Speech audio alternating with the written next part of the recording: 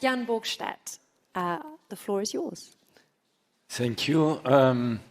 Look, I kind of wear two hats. I'm an entrepreneur. I started my businesses, about 20 years ago, and I started this foundation 15 years ago.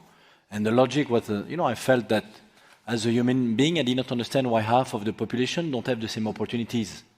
That's really where it came from. So and I don't use the word feminist. I don't think, because it's about humanism at the end of the day. We're all human beings, and why in certain countries men or boys have much more opportunities than men? It doesn't make sense. Even as a business guy, it's as if half of my assets I don't use the right way.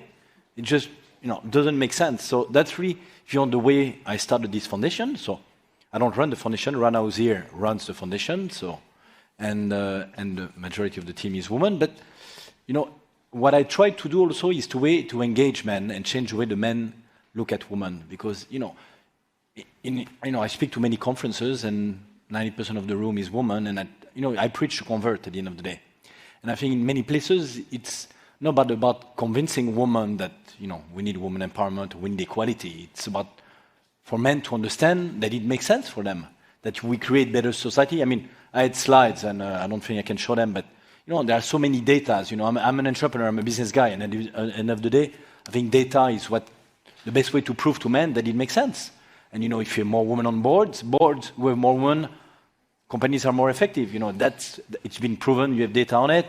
Societies who educate more women are more effective. So there are so many things to prove that it makes sense that I still don't understand why most countries don't. Sweden. I'm glad. Sweden is leading this, but we still have a long way to go. And even I'm a European. I live here, but the mentality has to change. And even people my age or even younger, they still haven't understand, they still think that, women have certain roles for them and men, no. I mean, at the end of the day, of course, there are certain jobs maybe that are harder for women, and, maybe on construction sites and things like that, but for most jobs, there is no reason that, you're talking about engineers in your company, there is no reason that we shouldn't have as many women engineers, but if you look at data, STEM, which is science, technology, there are a lack of women, only 22% of women in STEM. So, it comes from, I think we have to start with education. From the beginning, that, to also attract women in certain sectors, STEM is where most of the job growths are growing, in the high-tech industry. And we still have less women. And even if you look at new generation, we don't see a huge change. So we can change policy, we can change a lot of things. But also, it's about creating role model. Your father was a great role model, but also creating a lot of more women role model to show that being a woman engineer is cool. Being a woman scientist is cool. And I think what we do at Womanity, we have different programs, and one of them is about we're creating social media to challenge gender stereotypes. So we did that in this region, and through that, it's about changing the way the narrative, how we see women and how we see men. And I think you work for a newspaper and I guess a group of newspaper. It's also the way we portray, and I think there is a lot. Media has a big role to play in changing the way we portray men and women and how they interact and what they do. And we tend to work in countries, in developing countries. So you spoke about Afghanistan. Afghanistan is a totally different issue. Less women go to school, and less quality. So you start from this. In Europe, we don't have that issue, the same issue, because we have as many women, even more women graduate from university. So, I mean, you can't compare because Europe. I'm a European, but I work in this region. Even in this region, it's very different. You look at Saudi Arabia, you have more women come out of university than men. So the issue in Saudi Arabia is probably not about educating women, because you have a lot of educated women, but it's also creating those role models for. So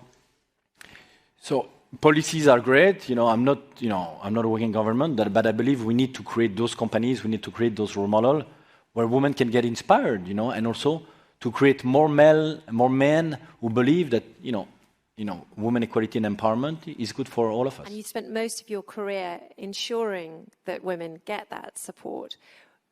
Do you have any idea why you're one of those? You're the 1 out of 5 men. What was it that do you think that made you an advocate for women's rights? I mentioned it at the beginning. At the end of the day, it's for me. I feel that I'm a human rights activist because it's about giving the same rights and opportunities. And I just, it just did not make sense to me. It didn't make sense that half of the population in many places don't have the same rights to abortion. It's just, doesn't make sense. So I think everybody deserves basic right, and if they don't have it, we have an issue.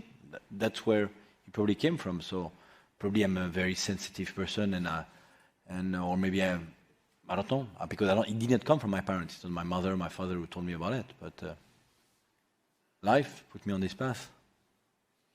And how did you choose which country to work in? Because you didn't exactly go to the easy countries to support women's rights. It's like a business. It's opportunity driven. Sometimes, I was in Afghanistan and Reza, this famous photographer, told me, "Oh, there is no radio for women in the Middle East. We should do it." And so that's how we ended up doing a radio, in Palestine.